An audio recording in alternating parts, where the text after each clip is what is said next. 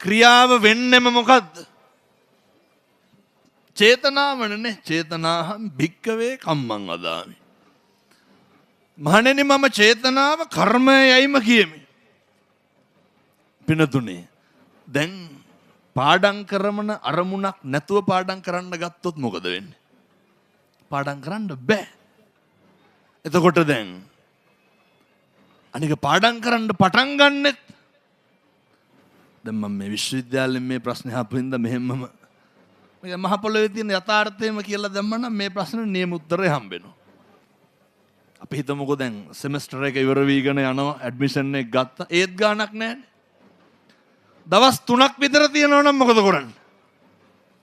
අන්න ටිකක් නේ කොහෙන් හරි එක්කව කරගන්නවා. ජීවිතේ පුරුදු වෙන්න ඕනේ. මේ සමස්ත ශිෂ්‍යයන්ට මේක වැදගත්. අපිට කවදාවත් නෑ අර අභ්‍යාස කරන පුරුද්ද. මේ ප්‍රගුණ කිරීම කියන එක අවශ්‍යයි.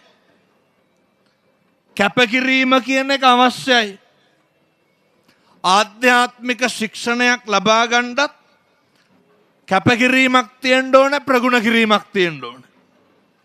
අර කියනව නේද ඔය මනෝවිද්‍යාත්මක ක්‍රමවල එහෙම උගන්වන අර එදිනදා වැඩ එදිනදාම කරන පුරුද්ද.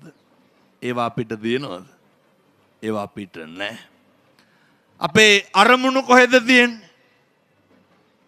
සමහර විට අපිට තියෙන අරමුණම තියෙන්නේ අර පාඩම් කරලා තේරුම් ගන්නවත් නෙමෙයි අර විභාගෙ ලියා ගන්න අරමුණ විතරයි තියෙන්නේ. විභාගෙ ලියන අරමුණෙන් පාඩම් කරුවොත් මොකද වෙන්නේ? වැඩේ දෙල්ලෙනවා.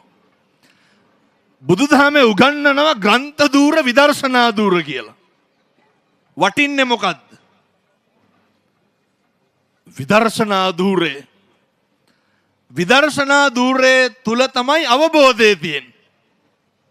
අපි පාඩම් කරන්නේ අවබෝධයටද එක්සෑම් එකටද? දැන් නම් එක්සෑම් එකට අපි හාමුදුරුවෝ.